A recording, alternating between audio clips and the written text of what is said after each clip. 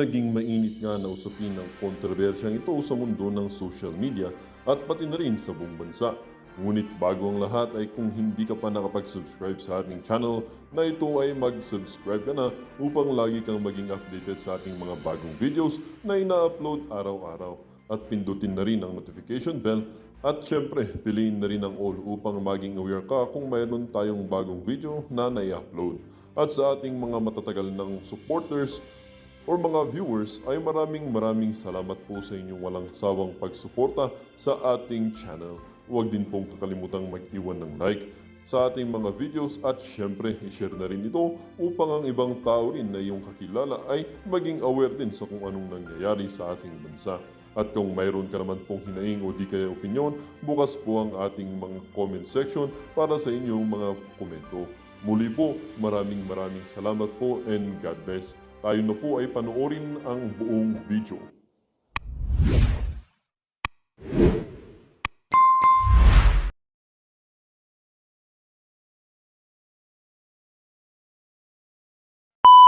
Galing itong video na ito. Sir Coop ha, kinuha ko lang ng konti kasi ipinakita. Maganda kasi yung angle ni Sir Coop eh. Magaling na vlogger itong si Sir Coop, okay? So mag-subscribe kayo kay Sir Coop. Magaling. Ipinakita talaga. Parang nandun ka talaga sa pila, okay? Miss Butterfly, Jasmine Bidakero, shout out sa inyo. Merry Christmas. Ayan. Play natin ha, play natin. Play. Ayan. Oh. Tingnan nyo gaano kabilis ang linya nila ha. No, hindi na yan pinahihintay. Oh. Pero syempre, may mga kapulisan rin kasi dapat or in order yung para hindi parang hindi naman siguro magulo ang pamimigay ng tulong, di ba? Oh. Imagine that one. Oh.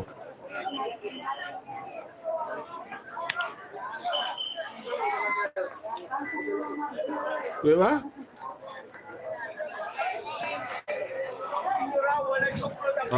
Maraming nagsasabi, hindi yan pera ni Duterte. Siyempre, hindi raw nanghihinayang namimigay kasi hindi yan pera ni Duterte. Hoy, hello! For your information, hindi po ganyan ka-epal ang former President Duterte at ang mga Duterte. The fact na sa kanilang bahay mismo galing yung pamimigay, sariling pera nila yan. Oh. Sariling pera nila yan. Di ba? Kung ikaw, alangan naman pera ng gobyerno. Hindi kagaya ng iba dyan, gagamitin ang pera ng gobyerno na mang-disguise na tumutulong raw pero pera pala ng gobyerno. Utot nyo. Ang dami nyo pang hanash. Pero itong si former President Duterte, hindi po ito epal. Naniniwala po kami dyan. Kasi kung galing pinapipila kayo sa bahay ng ating dating Pangulo, meaning to say, sariling pera nila ito. Diba? At alam ko, kung sasabihin nyo, mayaman si Duterte kasi namimigay ng ganyan. Hindi. Marunong lang talaga si former President Duterte paano magkaganito ang tulong. Hindi natin alam. Alam nyo naman, marami pong mga supporters si former President Duterte. Mga big time na mga supporters. Di ba? So, baka analysis ko dito, may tumulong rin. Di ba? Kasi hindi naman kaya siguro ni former President Duterte na ibuhos niya lahat ang kanyang sarili niyang pera dito. Alam niyo naman, si former President Duterte, hindi man yan mayaman kasi hindi naman yan nangungurakot sa gobyerno. Di ba?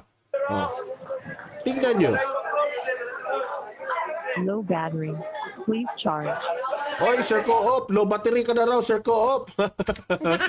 Hoy, Sir Coop, pagpalit ka ng battery. Ang yaman-yaman itong si Sir Coop, na low bat pa. Bumili ka ng daming battery, Sir Coop. Yun, magandang umaga mga bayan ha. Ayan. Boses yan ni Sir Coop. Tuloy-tuloy pa din tayo sa ating special coverage dito sa Palipay Pasko sa mga Ayan, mga Duterte, mga bayan. Tinatatakan nila yung tao nang nakapasok para naman alam merong order po. Tuloy pa din dito. Lalo pong dumadami ang tao, mga bayan. Kaya nga sabi nila estimated 50,000 katao ang pumunta diyan. Kasi pumupunta, aalis ka agad. Okay? At sabi nila, hindi lang sa Mindanao, pwedeng Visayas at Luzon, pwedeng pumunta dyan at tutulungan. Di ba? Tingnan nyo po kung gaano kadami yung tao ngayon na pumapasok ngayon dito, mga bayan. Di ba? May ads pa. Sir Coop, i-exit ko lang muna yung ads ha. Yan.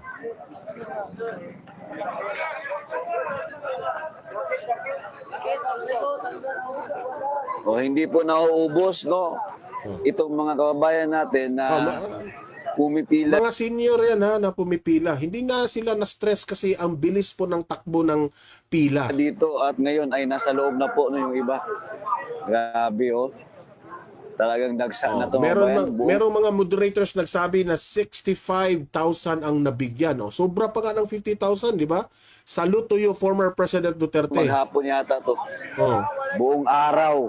Grabe. Walay complot ang senyor, walay complot.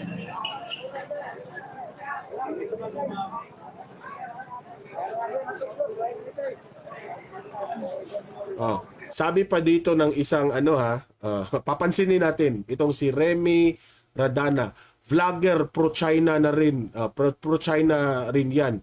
Alam mo, Remy Radana, naka-move on na po kami sa issue ng China.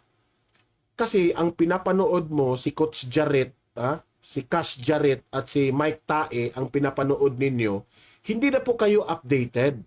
Kaming mga vlogger ng mga Duterte supporters, lagi naming ina-appreciate ang mga taong ito. Pero yung mga vlogger ninyo, bakit hindi nila kayang i-appreciate ang kanilang sariling bangag na presidente? Di ba? Kami, we are proud na meron kaming build kay former President Duterte.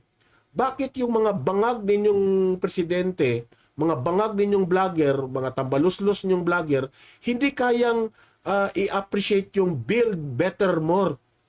Totoo yan. Kasi narinig ko ito kay itong logic na ito, narinig ko ito kay Badong Arateles, kaibigan kong vlogger na si Badong Arateles. Ayan. Tol, maraming pre. Badong Arateles, Merry Christmas sa iyo at sa inyong pamilya po. Narinig ko kanina yung vlog ni Sir Badong. Tama si Sir Badong.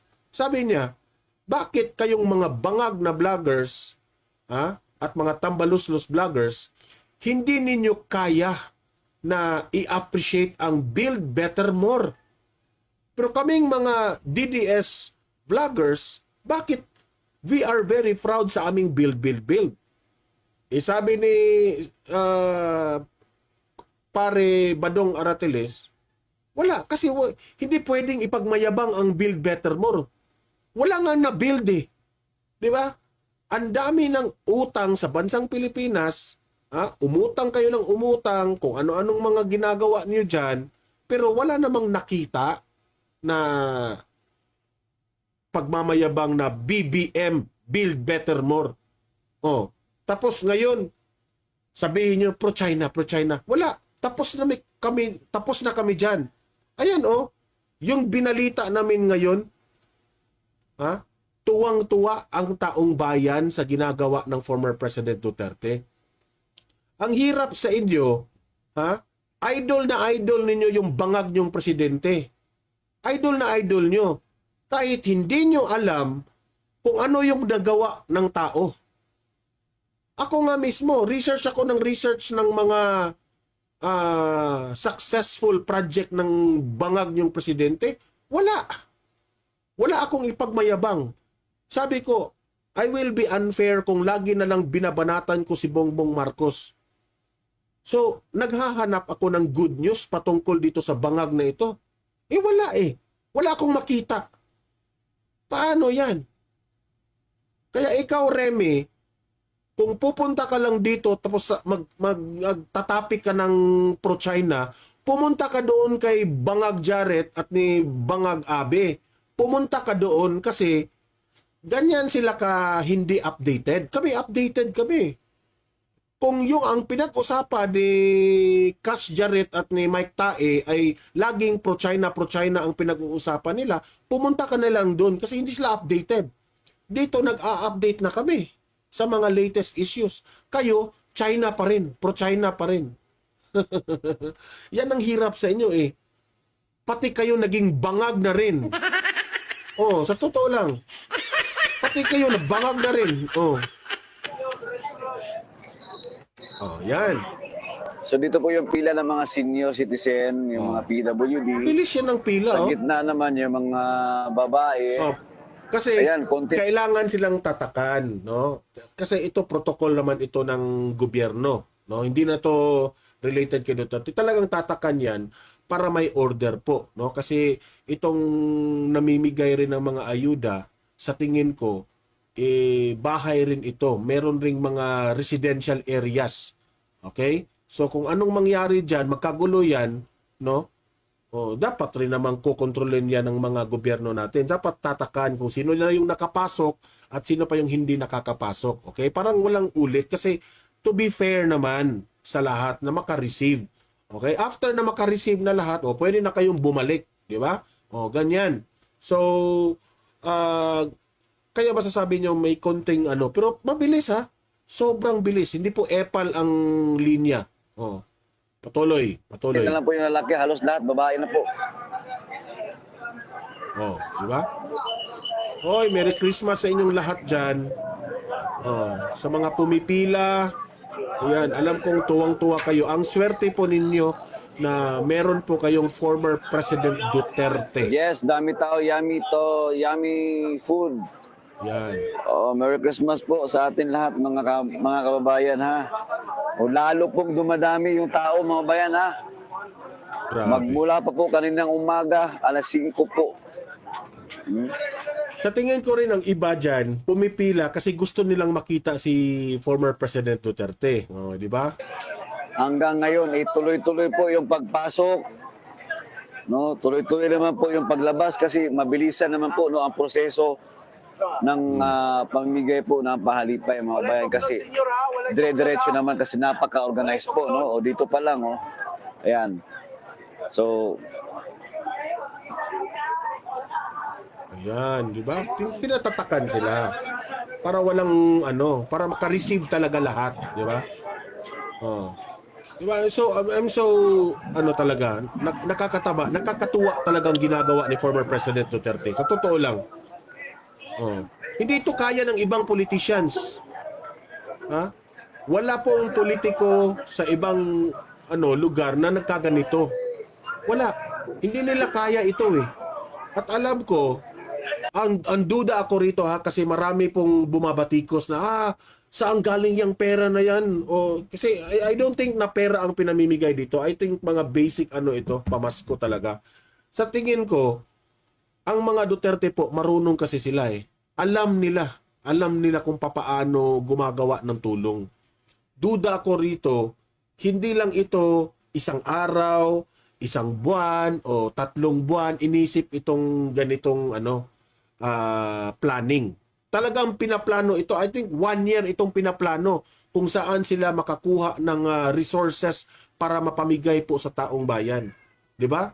Kung kaya po ng former President Duterte, bakit hindi po kaya ng ibang politicians yan? Diba? This is 24 ha? I think, kasi kahapon ito 24 ng Disyembre ito. Instead na si Tatay Digong at lahat ng mga pamilya niya ay mag-celebrate sa kanilang sariling pamilya, pero they choose to help the Filipino people by giving pinaskuhan o pamasko. Di ba? So, diyan mo talaga makikita na talaga sila. Mas inuuna nila ang taong bayan. Kasi alam naman natin, marami po tayong mga kababayan na hindi na po nakapag-celebrate ng Pasko dahil nga walang pera. Di ba? At least, meron si Tatay Digong, no? Kung wala man kayong mapag-celebrate na kasi wala kayong pera, ayan. at least itong mga taong itong pumipila na ito ay nakakaraos rin ng kanilang the spirit of Christmas. 'Di ba? Oh, nakakatuwa nga eh. Oh. Tuloy. Ay, Wala saya-saya kang share po nga. tayo mga babayan.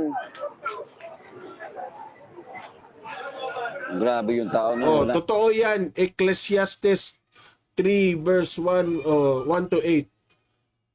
Wala pong AA dito. Wala pong ganyan. Pila ka agad, bigay ka agad. O ayan, di ba? Hindi Walang nasayang na oras. naubos. Marami na pong nabigyan ng pahalipay pero dire-diretso po, no? Tuloy-tuloy lang po. Once makuha nila, diretso doon sa exit. Pero dito naman sa Oh, saksi sila Co-op dito ha. Yung vlogger na si Sir Co-op, saksi sila dito. Once mabigay na yung pamasko, yung iba na, ano naman, next kaagad. So mabilis talaga, di ba? Ang proseso nga sobrang mabilis. Wala nang paepal-epal, bigay kaagad, di ba? Oh. Oh, continue. tuloy-tuloy po mga kababayan ha. Itong pasok ng ating mga mamayan. Ngayon, lalabas tayo ulit mga kababayan na ipapakita natin sa inyo Grabe. kung gaano pa ba karami ang pumipila doon Correct. sa labas. Okay, like and share tayo, no? Kasi doon na tayo galing kanina sa loob. O ngayon, baliktad na naman tayo. Dito tayo mag-start sa Tower 2. Yan po yung Tower 2. Hmm. Yan, nakikita natin, no? Dagsa pa rin yung tao mga bayan. At ngayon, ako ay pupunta doon. Lalabas ako ulit. Oh, sige, Tingnan natin kung gaano pa kadami yung mga taong pumipila doon sa labas hanggang ngayon at kung Grabe. hanggang saan na siya Walay tuklod, kaya Oh. bata mo ka. hanggang saan na siya Oh, napapansin nyo, sobrang bilis yung pila ha. Hindi epal. Oh. yung napunta yung dulo ni Hindi na pinahihintay ng mataas na oras itong mga mga kababayan natin. ito, no? Baka umabot na tayo doon sa may Talomo proper. Nako, Oh. ulas, lagpas na. Sa Puan yun eh. Abot pa. Abot pa gyapon. Lagpas pa. Bay, mabalik ko dito, bay. Grabe. Ang taas ng pila, no? Na-stampede. Asa dapit ang Unahan pa sa puan. Lagpas na sama sa Puan. Tuloy to, tuloy mo. Kaya nga.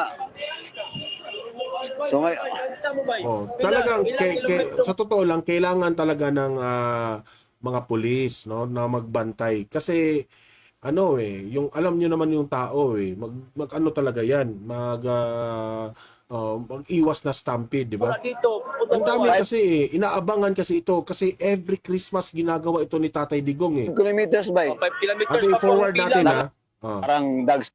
di ba? Advertisement pa, advertisement. Advertisement. Oh, yan. Sa yata, Oh, di ba? marami-rami na po ano ang nakapasok doon sa loob. Oh, di ba? Ayun yung iba ho yan, no? Yung iba, ayun, mayroon na silang mga bitbit. Meron ng pamasko May yung iba. bitbit na sila yun. Kita niyo yun sa kabilang kalsada. Kasi po, ito yung iba rin, namamasko rin sa iba. Tapos pumupunta na dyan sa pila ng pamasko ni Tatay Digong. May bitbit na po silang mga Ayan, i-forward natin. oh. Yan, sobrang dami, guys. Grabe Tingnan, mga bayan. Hey, Merry Christmas! Oh. Yan. Grabe siya, nanaga naman siya, nanasunga. Nakasyakoy man, nanasunga ni. Hello. Grabe. Wala ang na pila, mga bayan. Malinaw ba yung video natin? Like and share po tayo. Malinaw po ba tayo? Malinaw. Ha? Mga kababayan ha, hindi talaga maiwasan yung pila-pila. Oh, di ba nakapila? Oy, walang tulakan. Stay! Oy! Ayan, may ganyan po Walang ganyan po kadisiplina ang Davao ha. Merong nagtutulakan sa pila. Ayan inano kaagad ng mga pulis. Meron talagang nakabantay, hindi epal, di ba? tulakan, walang tulakan. Syempre, ganyan naman. Syempre, sa isang pila, meron talagang magtutulakan dyan, no? Di ba? rumisponde kaagad ang mga pulis sa Davao. Ganyan sila ka, discipline. Gaya mga kabayan na, Forward natin. yan, tingnan nyo. Yung ang dami, Gaano kadami, grabe na dol. Yan. Oh, At balita dito, nabigyan lahat. Hindi nga 50,000 ang nabigyan, 65,000 people ang nabigyan. Oh. okay na rin co-op ang audio. Diba? Oh. Mga PNP personnel, ayan, sila na po daw yung susunod. Ayan, sila na yung susunod. Oh, kasi by Doon. batches yan eh. Yung mga Sige, pinaghihintay, Pasok kasi dyan. hindi po pwede kung pasok lang ng pasok. Dapat in order nila. Okay? O, tingnan nyo. Pinahihintay yung iba, yung mga late. Tapos, tuloy-tuloy na yan, oh. Ang bilis nga ng proseso, eh. Oh. Ang saya-saya Yan. nga. Oh. Ma-feel mo talaga ang spirit of Christmas dyan. Good morning co-op, mega shoutout. Di ba? Very organized Efren nga. Ipante, Lani Mercamilote, shoutout. Lobat ka na, sir co-op. Oh, di ba? Medyo, nalobat na tayo kasi wala tayong Forward natin sa dulo. Oh, ayan. wala tayong mic. Binibigyan pa ng tubig ha, meron pang food station. Yung mga pinahihintay, yung mga pinaghihintay, binigyan pa ng mga pagkain at tubig, di ba? Merry Christmas ha. Namigay sila ng tulong, di ba? Siyempre, merong konting maghihintay o binigyan ng tubig at pagkain, di ba? Ang galing talaga ng mga Duterte, ang galing, sobrang magaling po. Oh. Hanapin ko si Kap. Oh, ayan, di ba? Duterte lang sa kalam. Oh, di ba? Ah, yan, mara-copyright tayo diyan. Oh. Musikero sa bukid. Kung makita man ako to si musikero sa Di ba? Uy, So, ito ha, ako nga idol dre. Dol na. pinakita natin dito. Ito ayoko ko na lang i-summarize na lang natin ang pangyayari. Pumipila ang tao. Okay? Yung mga naghihintay, kasi sa sobrang, imagine, sa 1,000 katao nga, sobrang dami na yan. How much more kung 65,000 katao ang nandyan? Sobrang dami niyan. Pero, ayaw po ni former President Duterte na merong taong maghintay. So kung meron man, kung hindi maiiwasan na merong maghihintay sa pila, binigyan pa ng pagkain at tubig. Ganyan po kagaling ang ating former President Duterte. Ang tanong, kaya ba ito ni Bangag? Kaya ba ito ni Tambaluslos? Hindi po nila kaya ito. Nasaan si Bangag at si Tambaluslos ngayon? Di ko lang alam. Baka nag-celebrate na sila sa kanilang sariling pamilya. Di ba? Well, okay. Pero, if you will try to compare, nakakabilib si Duterte kasi instead na mag-celebrate sila sa kanilang pamilya in private, pero pinili nilang makipag-Pasko dito sa taong bayan. Namigay sila ng pamasko. Meaning to say, iniisip nila ang taong bayan bago ang kanilang sarili. Oy, Wing Bihag, maraming salamat po sa pakulay nyo, Wing Bihag. Thank you. Dagdag pamasko na naman ito papuntang EDSA natin. Ayan. Wing Bihag, thank you. Moderator natin tong si Wing Bihag eh. Thank you, Ma'am Wing Bihag. Thank you po. Oh, yan. 'Di ba? So I hope no na lahat ng mga politicians, lahat ng mga epal na mga politiko, this will serve as a good example. Tularan nyo po si former President Duterte. Tularan nyo po. Tularan nyo. Kasi po, kung lahat kayong mga politicians, kagaya ng ugali ninyo kay Tatay Digong, ang saya-saya ng bansa natin. Di ba? Kung lahat sana ng politicians ganito, tumutulong, no, na walang halong kaepalan, di ba? Hindi mo talaga makikita yan, tarpaulin ni Duterte, namimigay ng ganun. Wala. Kung kay Bangag ito, kay Tambaluslos itong pamimigay, wala na. Nakalandraka na yung tarpaulin dyan. Di ba? Naiipalan talaga ako sa mga tarpaulin guys, sa totoo lang. Yung mamimigay ka, tapos ilalagay mo pa yung mukha mo. Hindi po kasi maganda yan eh. Epal. Bakit mo ikalandraka sa buong mundo na ikaw po ay namimigay? Yun ang tanong. Pero ito, wala na. Nalaman na lang ng taong bayan, si Duterte pala ang namigay nito. Sa totoo lang, ayaw ng mga Duterte na malaman na namimigay sila. Paano yan? Every year na ito. Sa sobrang daming tao, inaabangan na ito yearly. Okay? So, dumami pa. Naging 65 thousand, akala ko nga 50,000 katao lang, 65,000 katao na pala. 'Di ba? Sabi ni Sandy Escolano, good PM Boss Don Mar. So guys, saludo po tayo kay former President Duterte. Mabuhay ka po, Mr. President. Mahal ka ng taong bayan. I hope na si Vice President Inday Sara Duterte ang mananalo sa 2028. Okay? Huwag kalimutan, iboto natin ang mga taong ini-introduce ni Tatay Digong. Okay? Sa mga sa upcoming election, ang kanyang yung itinaas na mga kamay ng mga taga PDP, vote straight tayo kasi po kung mga Duterte po ang mamumuno dito sa bansa natin, wala tayong problema, no? Parang maiiwasan natin makita ang kaepalan. Dito sa bangag na to,